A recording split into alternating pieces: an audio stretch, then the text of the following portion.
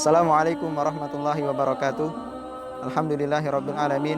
Wassalatu wassalamu ala asrofil anbiya'i wal mursalin wa ala alihi wa sahbihi rasulillahi ajmain. Amma ba'du. Saudaraku, saudariku sekalian yang semoga senantiasa dilindungi oleh Allah Subhanahu wa taala. Mungkin sebagian dari kita pernah mendengar keluhan-keluhan saudara kita tentang kondisi saat ini. Atau mungkin diri kita sendiri mengeluhkan dengan keadaan yang sedang terjadi saat ini, yaitu dengan adanya wabah corona ini. Di antara keluhan mereka mengatakan, "Mas, penjualan saya ini menurun, pendapatan saya berkurang gara-gara corona ini." Atau sebagian mereka yang petani mengatakan, "Kami jadi gagal panen gara-gara corona." Ya, karena kebutuhan untuk panen harganya menjadi mahal.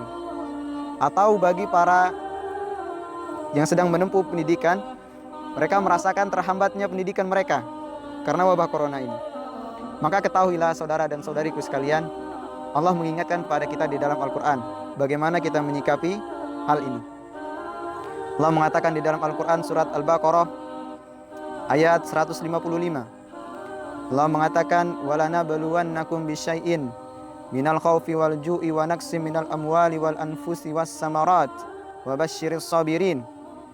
Dan aku akan menguji kalian, wahai manusia, dengan sedikit rasa takut, sedikit rasa lapar, dan dengan kekurangan harta dan tumbuh-tumbuhan. Maka di ujung ayat tersebut Allah mengatakan wabasyiris sabirin. Maka berikanlah berita gembira bagi orang-orang yang bisa bersabar. Maka di dalam ayat ini, saudara dan saudariku sekalian, Allah memberikan solusi. Ketika Allah menguji hambanya dengan sedikit ketakutan, kelaparan, kekurangan harta, Allah memberi solusi. Apa yang harus dilakukan? Allah mengatakan bersabar. Sebagaimana juga para ulama kita, saudaraku dan saudariku sekalian, telah membagi sabar ini menjadi 3 tingkatan atau menjadi 3 macam tipe kesabaran. Yang pertama, kita harus bersabar di dalam menjalankan perintah Allah. Misalnya kita sholat, harus bersabar dalam keadaan tersebut. Kemudian juga kita harus bersabar di dalam menjauhi kemaksiatan kepada Allah. Dan yang ketiga, kita harus bersabar ketika kita diberikan ujian atau cobaan oleh Allah Subhanahu wa taala. Maka begitulah seharusnya seorang mukmin bersikap dan bertindak di dalam kehidupannya. Maka ketika seseorang terlalu banyak mengeluhkan kejadian ini tentang wabah corona ini, saudara dan saudariku, maka dia termasuk salah seorang yang bersuuzon pada Allah Subhanahu wa taala. Dia berjelek sangka kepada Allah. Ya, dia berprasangka negatif kepada Allah. Maka ketahuilah saudara dan saudariku, ini merupakan perbuatan tercela.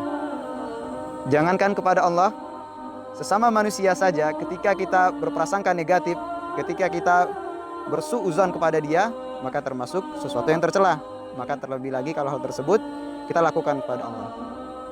Maka perhatikanlah saudara dan saudariku sekalian. Di dalam hadis disebutkan oleh sahabat Abu Hurairah radhiyallahu anhu, yang hadis ini merupakan muttafaqun alaih, artinya jelas kesahihannya. Di dalam hadis qudsi Allah berfirman, "Ana inda dhanni abdi bi." Aku sesuai dengan prasangkaan hambaku, kata Allah Subhanahu wa taala. Maka ketika menjelaskan hadis ini, Qadi bin Iyad berkata, di dalam Syarah Sahih Muslim, beliau mengatakan, para ulama ketika menjelaskan hadis ini ada yang mengatakan bahwasanya Allah itu akan memberikan semua yang diinginkan oleh hambanya.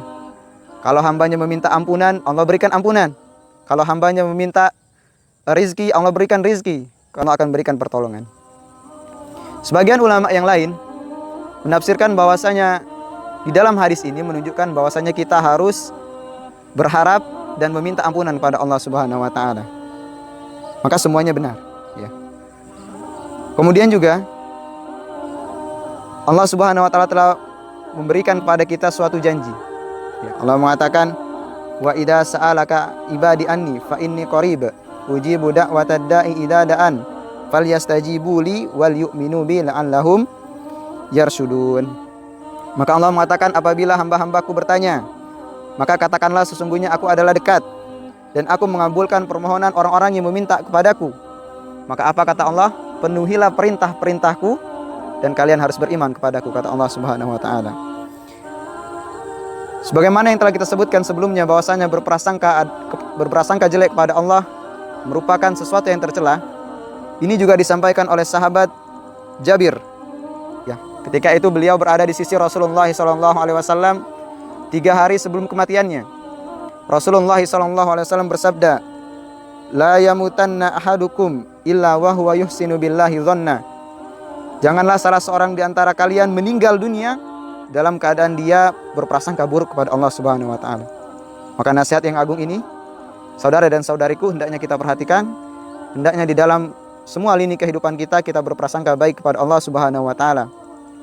Karena dengan harapan tersebut, kita berharap Allah Subhanahu wa taala senantiasa menambahkan kenikmatan dan rahmatnya kepada kita.